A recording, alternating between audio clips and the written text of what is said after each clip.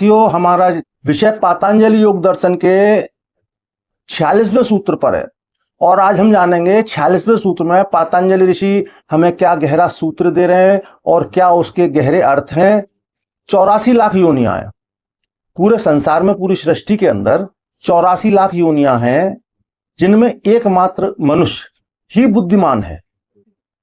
मात्र मनुष्य ही बुद्धिमान क्यों है? कभी इस विषय पर आपने विचार किया? हमारे हिप्स की पोजीशन क्या होती है? वो हिप्स की पोजीशन हमारी ये होती है, ये नहीं होती, ये होती है बिल्कुल ढलाव के साथ। ये बीच में जो आप नीचे आसन के और आपके नितंब के बीच में आप जो गैप देख रहे हैं, ये अगर आप इस गैप को भर दें, यानी कि जब आप बैठे आसन लगा के बैठे तो अपने नितंबों के नीचे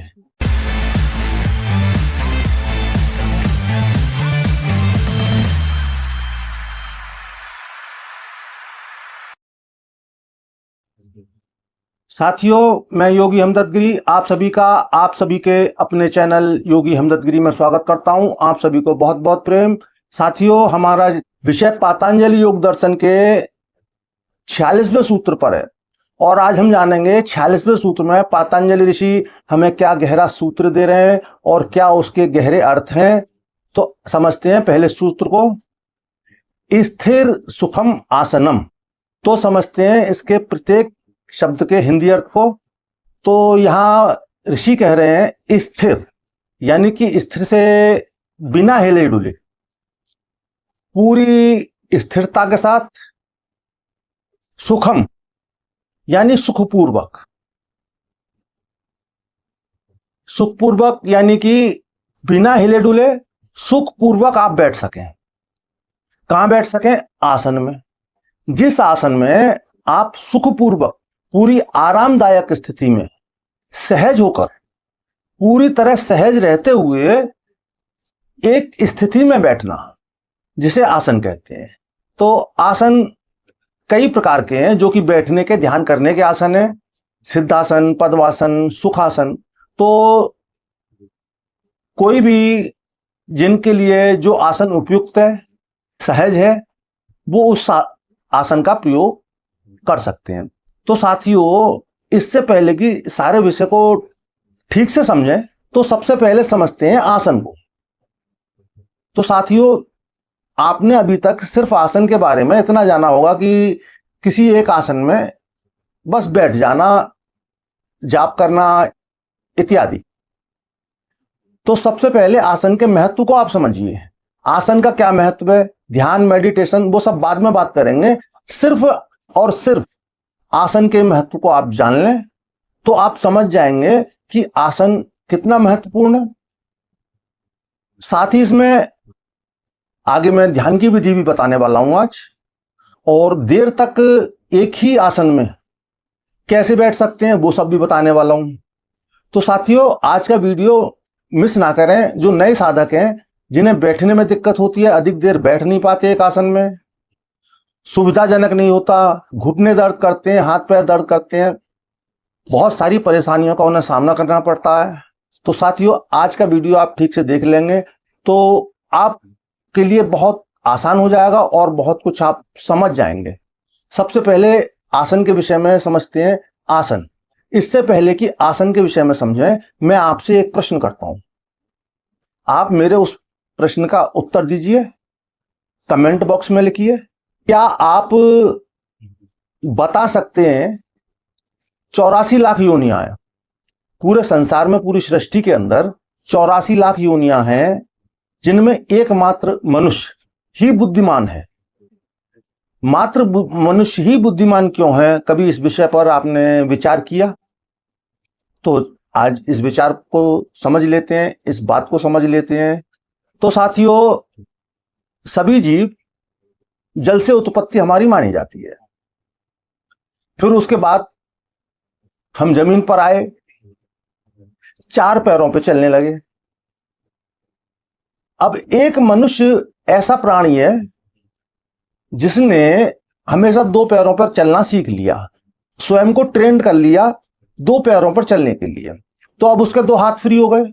अब इन 2 हाथों से वो अन्य कार्य कर सकता था। इसके साथ ही एक महत्वपूर्ण विकास हुआ जिसे आप समझ लें। आप देखेंगे जितने भी प्राणी हैं, चाहे वो जानवर हों चाहे वो पक्षी हों, सभी या तो चार पैर पर चलते हैं या उनके शरीर का प्रकार इस तरह से है कि उनका हेड पृथ्वी की ग्रेविटी के संपर्क में आता है। चार पैर पर चलने के कारण हेड आगे होता है, पक्षियों का हेड आगे होता है, तो वो ग्रेविटी के प्रभाव में, पृथ्वी की गुरुत्वाकर्षण शक्ति के प्रभाव में अधिक आता है।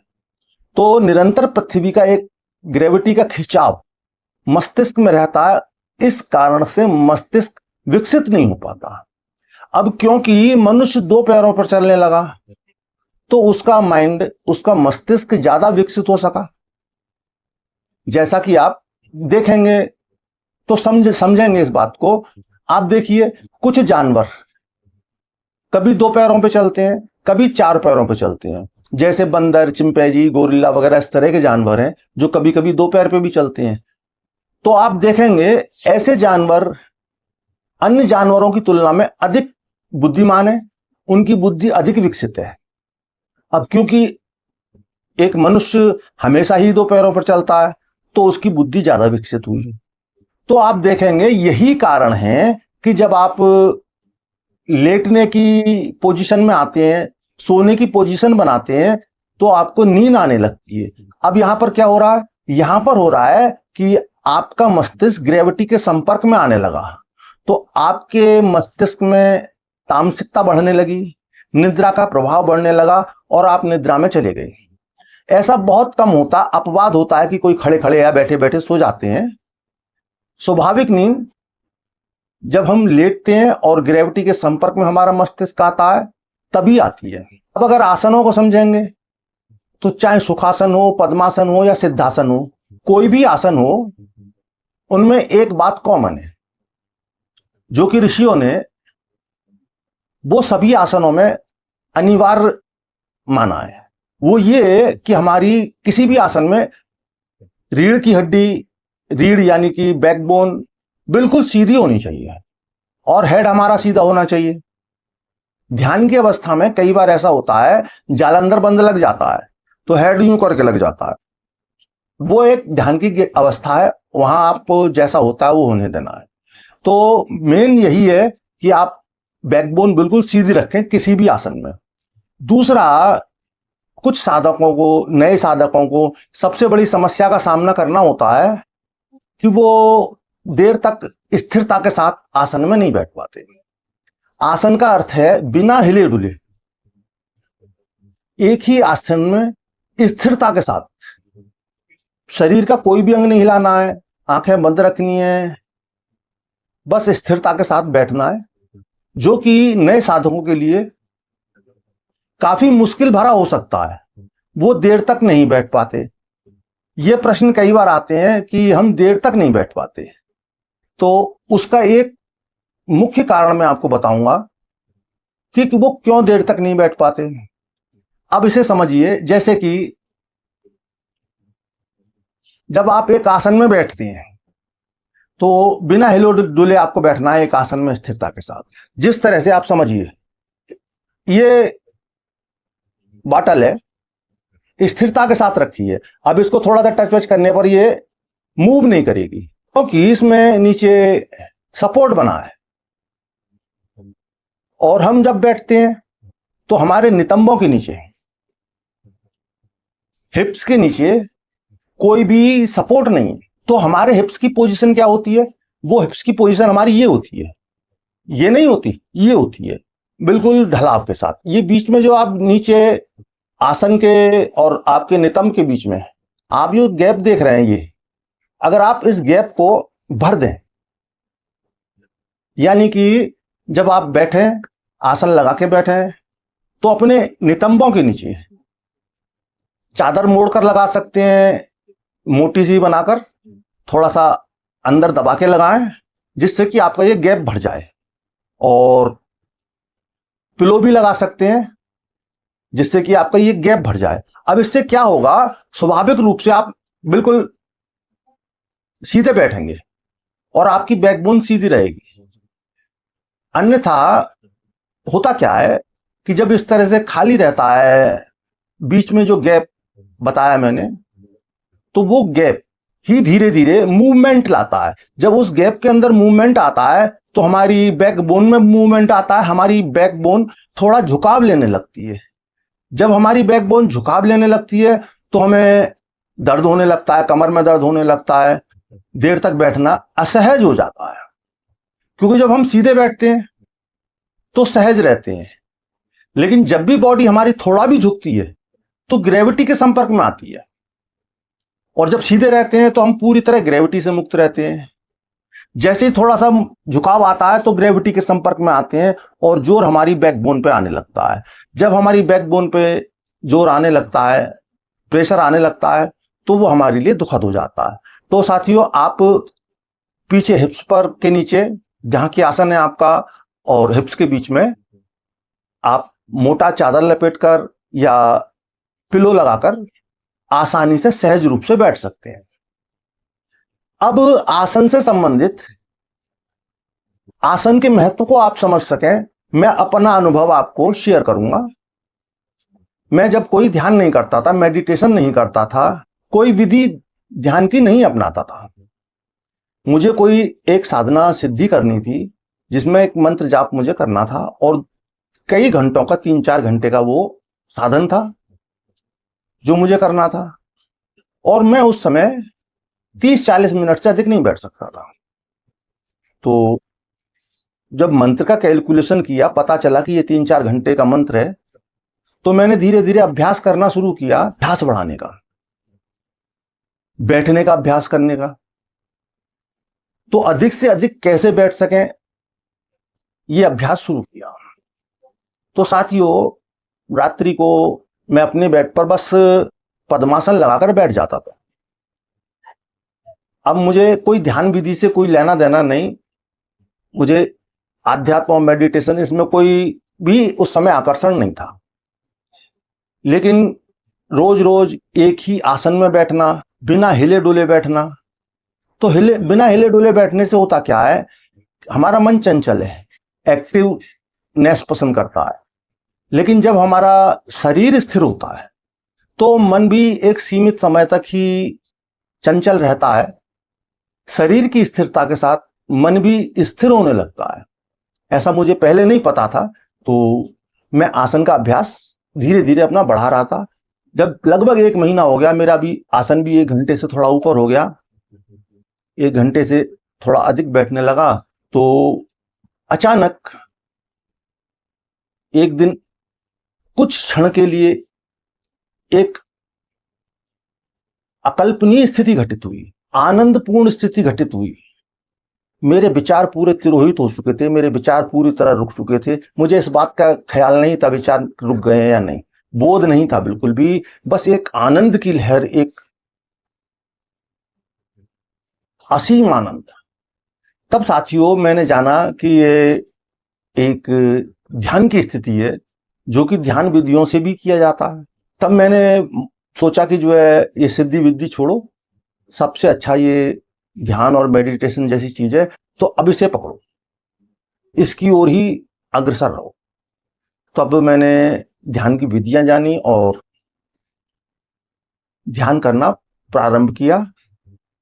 तो इससे आप समझ सकते हैं कि मात्र आसन में स्थिर बैठने से भी आप ध्यान की गहरी अवस्था में जा सकते हैं। और आसन एक ऐसा विषय है जो कि आध्यात्म का बेस है, योग का बेस है, आधार है। अगर आपका आसन अच्छा है, स्थिर है, तो संभावना आपकी बहुत आसान हो जाती है। तो किस आसन में बैठे, कैसे बैठे, ये सब मैं अगली वीडियो में आपको बताऊंगा। वीडियो अलग अलग बनाऊंगा मैं, सिद्धासन के लिए, पद्मासन के लिए, सुखासन के लिए, उसके लिए सभी विस्तार से मैं अलग अलग वीडियो बनाऊंगा। जैसे भी मैंने बताया वैसे आप बैठ पे गए, बिना हिले डुले बैठ गए, पूरी तरह आसन में बैठ गए। अब क्या करें, खाली विचार चलेंगे, या कायक कभी ऐसा शुभ संयोग बना कि मन स्थिर हो जाए। लेकिन साथ ही हम ध्यान कर सकते हैं। तो ध्यान कैसे करेंगे वो समझ लें। तो अब आप अपनी श्वास पर ध्यान को केंद्रित करें। आंखें बंद, आती जाती सांस छोड़ रहे हैं आप, पूरी श्वास छोड़ें और श्वास पर केंद्रित रहें। फिर श्वास लें पूरी अवेयरनेस के साथ, सहज रूप से, अधिक तेज नहीं, अधिक धीमी नहीं, आराम से आपको सांस लेनी है। पूरी तरह अवेयर रहना है और श्वास को देखना है, आते हुए भी जाते हुए भी। पूरी तरह सिर्फ श्वास पर अपने विचारों को केंद्रित रखते हुए श्वास का आना जाना देखना है। विचार आते हैं, आने दो, जाते हैं तो जाने दो। विचारों को पकड़ना नहीं है, किसी विचार में इन्वॉल्व नहीं होना है। जब आप किसी विचार में इन्वॉल्व होते हैं तो विचार अपने अंदर उलझाता चला जाता है और एक चेन बन जाती है। और जब आप विचारों का विरोध करते हैं, उन्हें रोकने का प्रयास करते हैं, तो भी वो एक विद्रोह वाली स्थिति हो जाती है, एक नेगेटिव प्रेशर वाली स्थिति हो जाती है, जो कि असहनीय हो जाती है। तो आपको ना तो विचारों को रोकने का प्रयास करना है, ना ही विचारों के साथ इन्वॉल्व होना है। यही बहुत सुंदर विधि है ध्यान की, कि आप श्वासों के साथ एकाकार हो जाएं। जो भक्त हैं, जो जाप करते हैं, किसी मंत्र का जाप करते हैं, वो ये श्वास वाली प्रक्रिया ना करें। वो सिर्फ अपने मंत्र जाप में लय हों। मंत्र जाप कर रहे हैं, विचार आ रहे हैं या जा रहे हैं, उन पर उन्हें कोई भी इन्वॉल्व नहीं होना है या विचारों को रोकने का प्रयास नहीं करना है। सिर्फ जो वो जाप कर रहे हैं उस जाप के साथ एक हो जाना है, उस जाप में लय हो जाना है, मंत्र की लय के साथ लय हो जाना है, विलीन हो जाना है। तो साथियों, इस ध्यान को आप करें तो आप साथियों आज का विषय स्थिर सुखम आसनम का अर्थ ठीक से समझ पाए होंगे, मैं ठीक से समझा पाया हूंगा। फिर भी समझने में या समझाने में कहीं कोई त्रुटि रह गई हो, कुछ समझाने से बाकी रह गया हो, समझने से बाकी रह गया हो, तो आप कमेंट बॉक्स में अपने कमेंट लिख सकते हैं। मैं सभी के हमेशा उत्तर देता हूं। इसी के साथ लाइक करें, शेयर करें, सब्सक्राइब करें और आप भौतिक जीवन में सभी कुछ अचीव करते हुए आध्यात्म की गहरी गहरी समाधियों को जानें, उच्चतम शिखरों को जानें। और इसी अभिलाषा के साथ आप सभी को बहुत बहुत प्रेम।